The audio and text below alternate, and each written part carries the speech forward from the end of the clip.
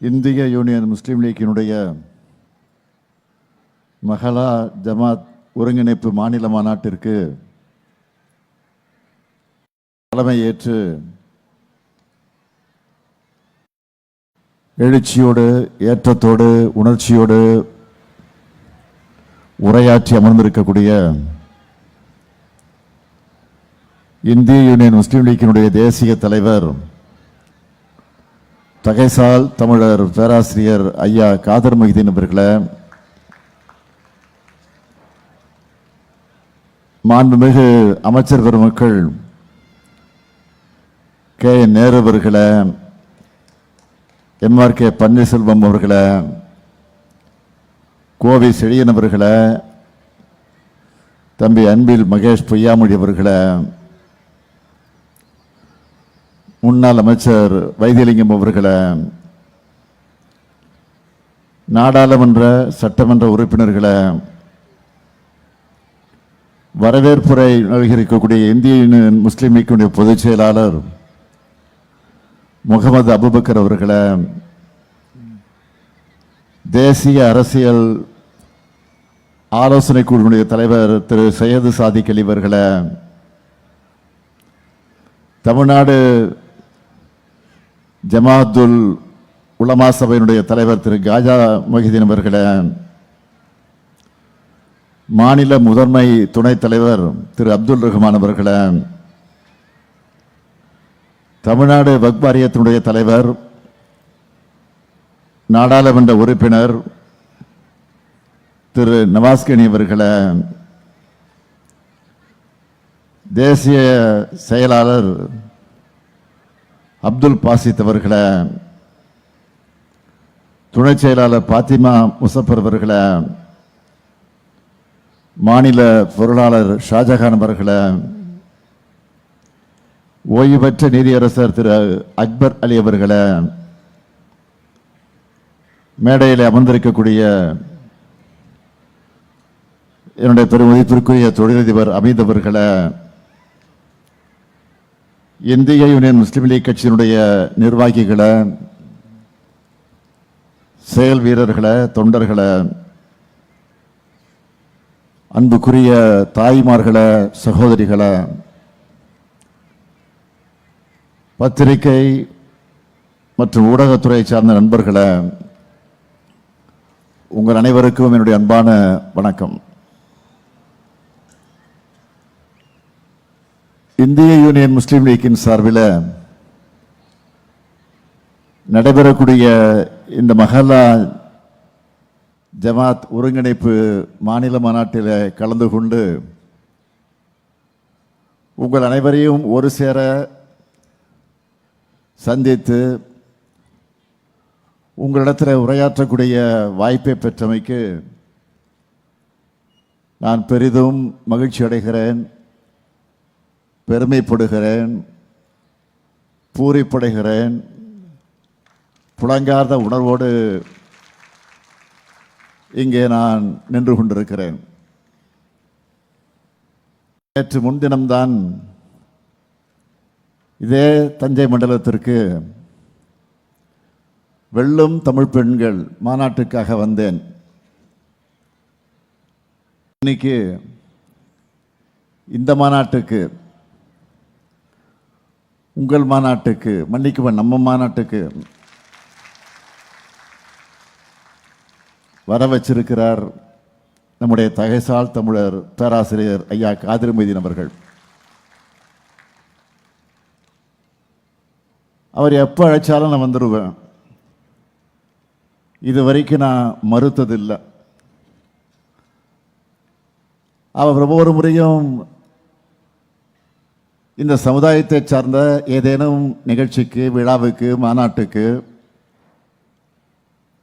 என்னிடத்தில் வந்து தேதி கேட்க வருவார்.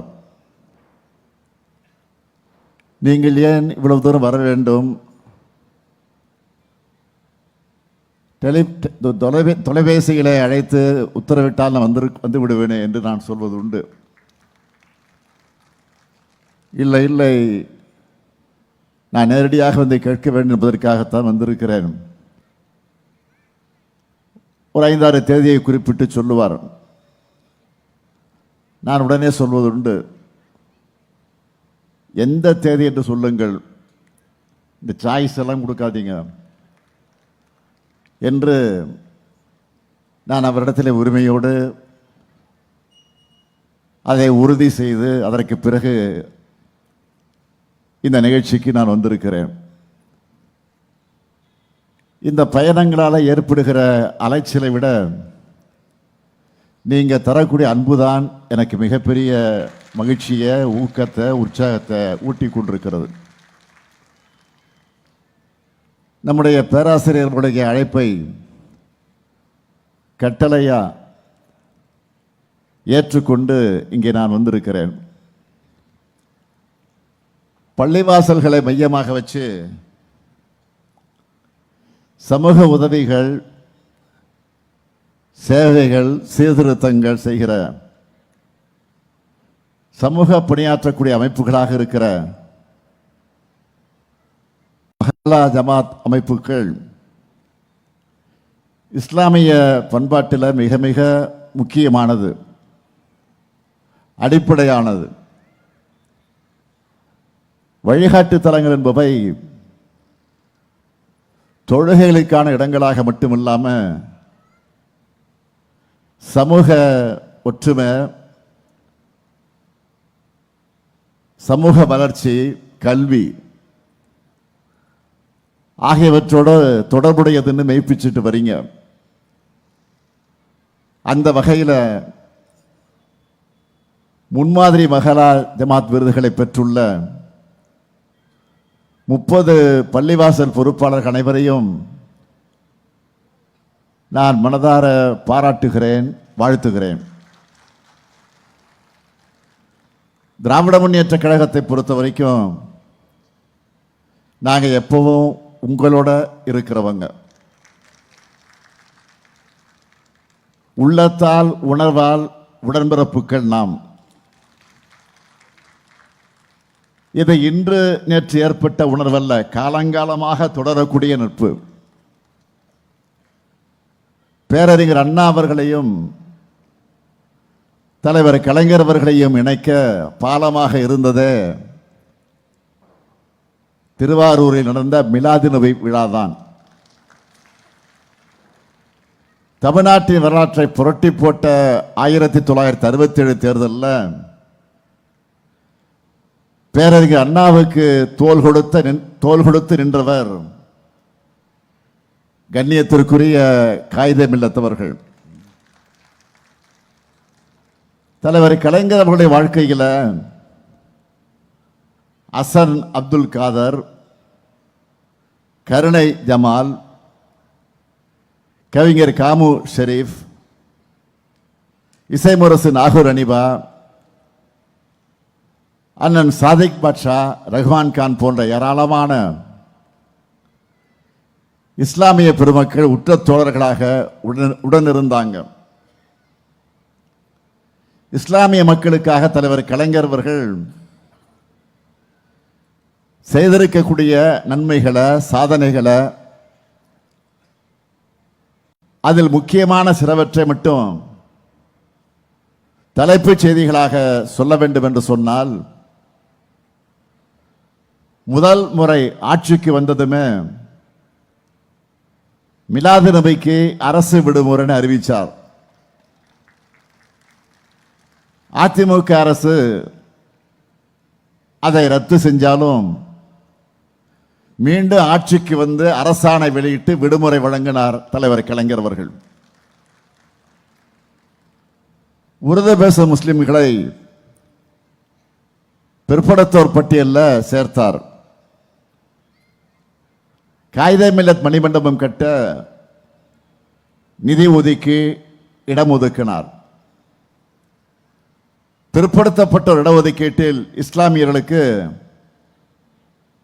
3.5 3.5 விழுக்காடு உள் ஒதுக்கீடு. காயிதே மில்லத் மகளிர் கல்லூரி, காயிதே மில்லத் ஆண்கள் கல்லூரிக்கு இடம்னு கலைஞர் செஞ்சதையெல்லாம் பட்டியலிட்டா இன்னைக்கு முழுக்க நான் சொல்லிக்கிட்டே இருக்கணும். தலைவர் கலைஞர் அவர்கள் இஸ்லாமியர்கள் வேறு தான் வேறு என்று ஒருபோதும் நினைத்தது கிடையாது. அதனால தான் இஸ்லாமிய சமூகத்தினர் நன்றி தெரிவிக்கும் விழா நடத்தினப்போ எனக்கு நன்றி சொல்லி உங்ககிட்ட இருந்து என்னை பிரிச்சிடாதீங்கன்னு சொன்னார். கலைஞர் சொன்ன அதே உணர்வோடு தான், அதே வழிநடத்தத்தான் இந்த ஸ்டாலினும் திராவிட மாடல் ஆட்சியும் செயல்பட்டு கொண்டிருக்கிறோம்.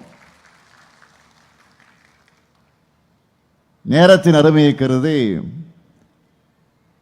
இந்த 5 ஆண்டுகளில் இஸ்லாமிய மக்களுக்கு செயல்படுத்தப்பட்டு வரக்கூடிய திட்டங்களில் சில முத்தாய்ப்பான சிலவற்றை மட்டும் நான் சொல்ல விரும்புகிறேன். ஹஜ் புனித பயணத்தை மேற்கொள்ளக்கூடிய இஸ்லாமியர்களுக்காக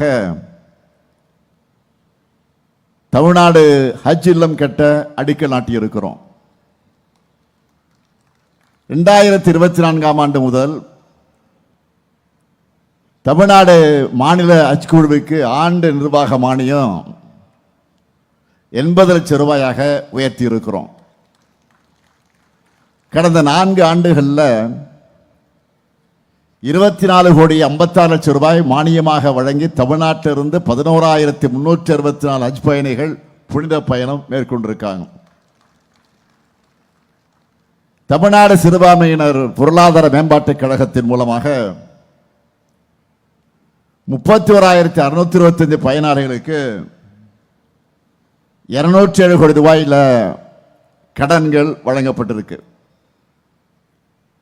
ஒன்றிய அரசு சிறுபான்மையின மாணவ மாணவியருக்கு வழங்கி வந்த கல்வி உதவி தொகையை ஸ்டாப் பண்ணிடுச்சு, நிறுத்திடுச்சு. அதனால இந்த ஆண்டு 1 முதல் 8ஆம் வகுப்பு வரை அரசு மற்றும் அரசு உதவி பெறக்கூடிய பள்ளிகளில் படிக்கிற 1,01,159 முஸ்லிம் மாணவிகளுக்கு 1000 ரூபாய் கல்வி உதவி தொகையை தமிழ்நாடு அரசே வழங்கியிருக்கிறது. தொன்மையான பள்ளிவாசல்கள் மற்றும் தர்காக்களை புனரமைக்கக்கூடிய பணிகளுக்காக இதுவரைக்கும் 10 கோடி ரூபாய் நிதி ஒதுக்கீடு செய்யப்பட்டு 10 தர்காக்கள் இன்றைக்கு மேம்படுத்தப்பட்டிருக்கு. இப்படி இஸ்லாமிய பெருமக்களுடைய வாழ்க்கை சூழலை பொருளாதார நிலையை மேம்படுத்துவதற்காக நம்ம திராவிட மாடல் அரசு நாள்தோறும் சிந்திச்சு செயல்பட்டு வருது. நம்முடைய பேராசிரியர் இங்கே பெருமையோடு குறிப்பிட்டு சொன்னார், கேட்காமலேயே திட்டங்களை வாரி வழங்குறது தான் திராவிட மாடல். இப்போ இந்த மாநாட்டில் தீர்மானங்களை நிறைவேற்றிருக்கீங்க. நான் இந்த மாநாட்டுக்கு வருவதற்கு முன்பே நேற்றைக்கு இந்த மாநாட்டு தீர்மானங்களை மணிச்சுடர் பத்திரிகையில் படிச்சுட்டு தான் இந்த மேடைக்கு வந்திருக்கிறேன்.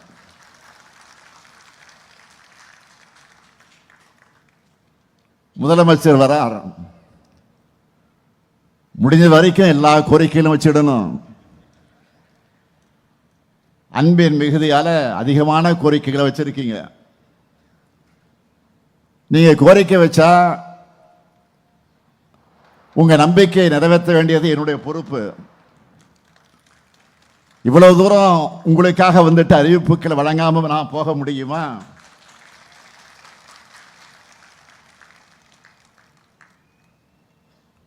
அது ஆயிரக்கணக்கானரை இங்க கூட்டி வச்சு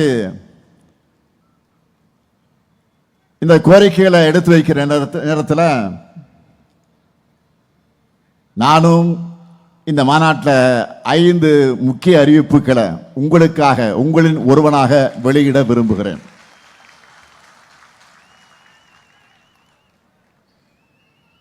முதலாவது அறிவிப்பு,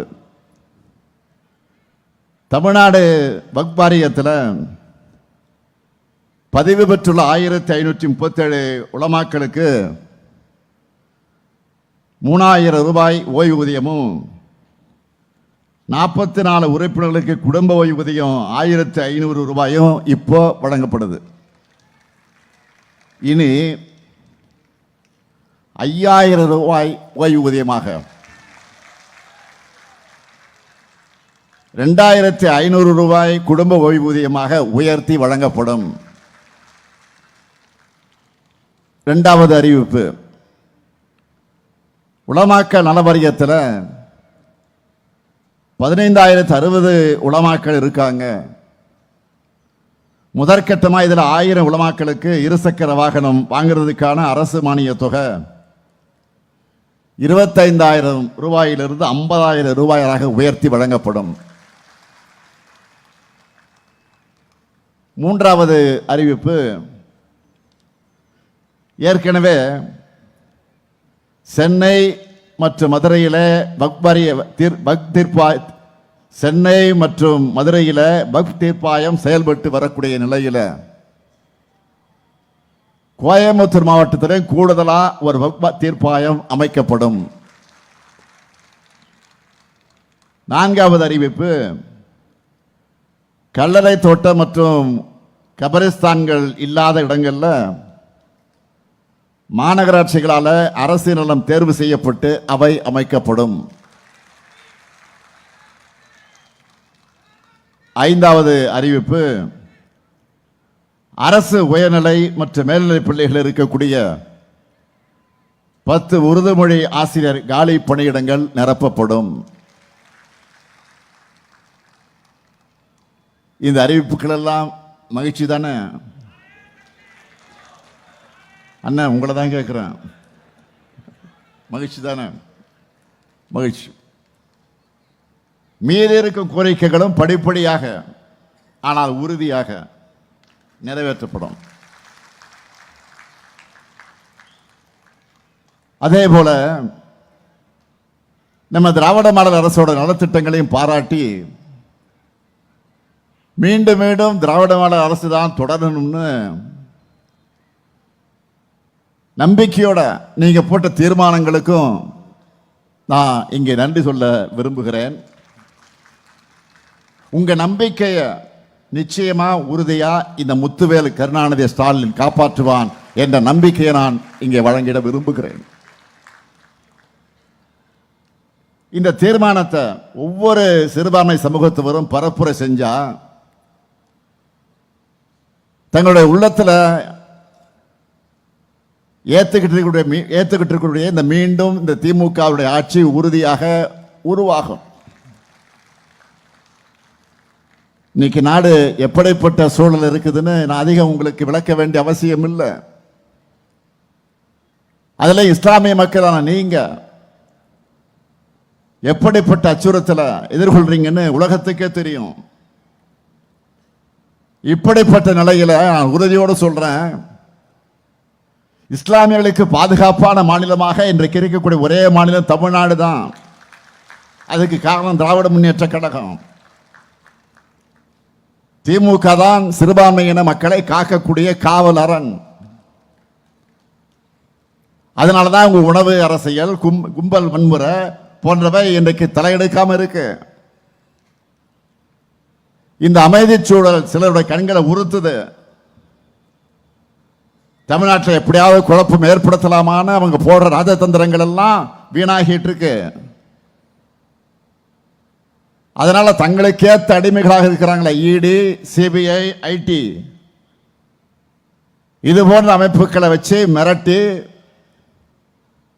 தங்களுக்கான கூட்டணியா உருவாக்கி மேடையை ஏறி இருக்காங்க. இன்னைக்கு அதுலயும் துரோகங்களுக்கான அர்த்தமா அகராதைகள்ல இடம் பிடிச்சிருக்கக்கூடிய 10 தோல்வி பழனிசாமி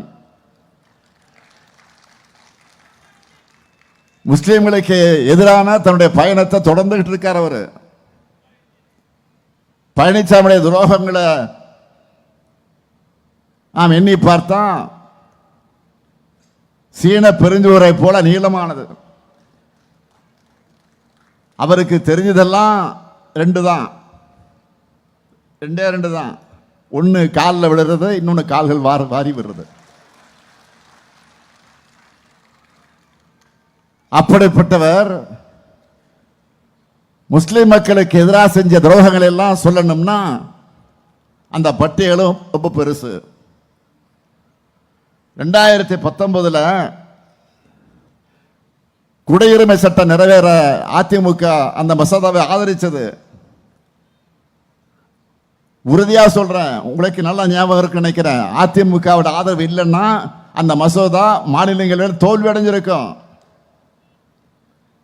ஆனா பழனிசாமி அவர்கள் அந்த சட்டத்தால யார் பாதிக்கப்பட்டாங்கன்னு பாஜகவுக்கு ஆதரவா அதிமேதாவைத்தனமா சட்டமன்றத்தில் பேசினாரு.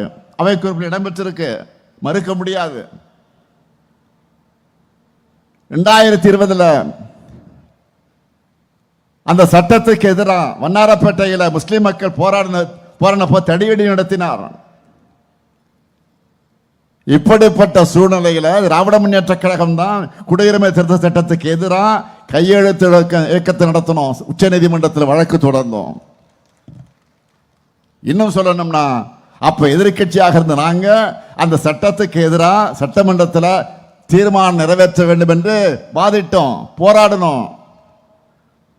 ஆனா பழனிசாமி தலைமையில் இருந்த அதிமுக அரசு தீர்மானம் நிறைவேற்ற மறுத்தாங்க. ஆனா 2021 நாம் ஆட்சிக்கு வந்த உடனே, நான் பொறுப்பேற்ற உடனே குடியுரிமை சட்டத்துக்கு எதிராக தீர்மானத்தை நிறைவேற்றணும். அப்ப கூட அதிமுக அந்த தீர்மானத்தை ஆதரிக்கல. பாஜகவுக்கு பயந்து தங்களுக்கு நேரம் ஒதுக்கலன்னு ஒரு பொய்யை சொல்லி வெளிநடப்பு செஞ்சாங்க. ஒன்றிய அரசு இந்த சிஏஏ சட்டத்தை அமல்படுத்த அறிவிப்பை வெளியிட்டப்போ இந்திய அரசியலமைப்பு சட்டத்துக்கு எதிரான இந்த சட்டம் தமிழ்நாட்டில் நடைமுறைப்படுத்தப்படாதுன்னு துணிச்சலா அறிவிச்சவன் தான் இதோ இங்க உங்க முன்னால பேசிட்டு இருக்கான இந்த முத்துவேல் கருணாநிதி ஸ்டாலின் தான். சிஏஏ சட்டம் மட்டுமா, முத்தாலாக் தடை சட்டத்தையும் அதிலையும் இரட்டை வேடம் போட்டது அதிமுக. அடுத்து சட்ட திருத்தம். திமுக உள்ளிட்ட எதிர்கட்சிகள் நாடாளுமன்றத்திலையும் நீதிமன்றத்திலையும் கடுமையாக போராடணும். பிரதமருக்கு நான் கடிதம் எழுதின, தமிழ்நாடு சட்டமன்றத்தில் தீர்மானம் நிறைவேற்றணும். ஆனா அதிமுகவோட லட்சணம் என்ன தெரியுமா? எங்கே மக்கள் முன்னாடி அம்பலப்பட்டு விடுமோ என்ற அச்சத்தில் அந்த தீர்மானத்தை ஆதரிச்சாலும் தங்களுடைய டெல்லி எஜமானர்கள் கோபிச்சுப்பாங்களேன்னு நாம கொடுத்த கருப்பு பேஜை கூட போட்டுக்காம ஓடி ஒளிஞ்சாங்க. சட்டமன்றத்தில் இந்த நாடகம்னா, நாடாளுமன்றத்தில் அன்னைக்கு அதிமுக எம்பி தம்பிதுரை அவர்கள் 11 செகண்ட் தான் பேசினார். 11 செகண்ட். அதுலயும் வக்ஃப் மசோதாவை நிராகரிக்கணும்னு முழுமையா திரும்ப பெறணும் வலியுறுத்தாம பாஜக அரசிட்ட கோரிக்கை வச்சுட்டு இருந்தார். இப்படியெல்லாம் துரோகம் செஞ்சுட்டு ஒரு கூட்டத்தில் பேசும்போது கூட்டணி தர்மத்துக்கு உட்பட்டு தங்களுக்கு கொஞ்சமும் விருப்பமில்லாத சட்டங்களுக்கு ஆதரவு அளிச்சோம்னு பச்சை பொய்ய பேசினார். இப்போ ஒரே மேடையில் இருக்கிற அந்த மக்கள் விரோத கூட்டணியை ஒட்டுமொத்தமாக விரட்டக்கூடிய கடமை நம்ம எல்லாருக்கும் இருக்கு, மறந்துடாதீங்க. அதுக்கான வலிமை மதச்சார்பற்ற முற்போக்கு கூட்டணிக்குத்தான் இருக்கு. இஸ்லாமியர்கள், கிறிஸ்தவர்கள், சிறுபான்மை மக்களுக்கு எதிரான அதிமுகவோட சதி எண்ணத்தை நீங்க உணரணும். இந்த 2026 தேர்தலுக்கெல்லாம் தமிழ்நாட்டோட நலனை காக்கக்கூடிய, தமிழ்நாட்டோட நலனுக்கு எதிரான இருக்கக்கூடிய பிரதமர் மோடிக்கும் நடக்கக்கூடிய தேர்தல் மறந்துடக்கூடாது. நான் அதனாலதான் சொன்னேன், இந்த தேர்தல் என்டிஏ வெர்சஸ் தமிழ்நாடு. பாஜகவோட கூட்டணி ஆட்சி அமைஞ்சா, தமிழ்நாட்டில் அமைஞ்சா அது வளர்ச்சி அடைந்த தமிழ்நாட்டை நாசப்படுத்திடும். ஆனால் அதை தடுக்கிற துணிச்சலும் தைரியமும் திமுக கூட்டணிக்குத்தான் இருக்கு. எனவே திராவிட முன்னேற்ற கழகத்துடைய தொண்டர்கள் வீதி வீதியாக, வீடு வீடாக பரப்புரையை தொடங்கிட்ட மாதிரி நான் உரிமையோடு உங்களிடத்தை கேட்க வந்திருக்கிறேன். இந்திய யூனியன் முஸ்லீம் லீக் தோழர்களும் உடனடியாக தன்னுடைய பரப்புரையை தொடங்க தயாராகுங்க. இங்கிருப்போர் இளைஞர்களும் பெண்கள் ஏராளமாக வந்திருக்கிறீங்க. தாய்மார்களை பார்க்கிறேன், கண்கொள்ளா காட்சியாக இருக்கிறது. ஆக இளைஞர்கள், பெண்கள் உள்ளிட்ட அனைவரும் விழிப்புணர்வு ஏற்படுத்தணும். யார் நம்மை காப்பார்கள், யார் நம்மை வளர்ப்பார்கள், யார் நமக்கு உரிமையை பெற்றுத் தருவார்கள் எடுத்து சொல்லணும். நாம ஒற்றுமையா இருந்தா எந்த சூழ்நிலைகளும் தமிழ்நாட்டுடைய வளர்ச்சியை சீர்குலைக்க முடியாது. சுயநலத்துக்காக தமிழ்நாட்டோட நலனை அடகு வச்சிருக்கக்கூடிய அடிமைகளுக்கும் அவங்களுக்கு கட்டளையிடுகிற டெல்லி எஜமானர்களுக்கு புரிகிற மாதிரி உறக்க சொல்வோம், உறுதியோடு சொல்வோம். தன்மானமிக்க தமிழ்நாடு தலைகுனியாது, ஒருபோதும் அடிபணியாது. தமிழ்நாடு போராடும், தமிழ்நாடு வெல்லும், வெல்வோம் ஒன்றாக. நன்றி, வணக்கம்.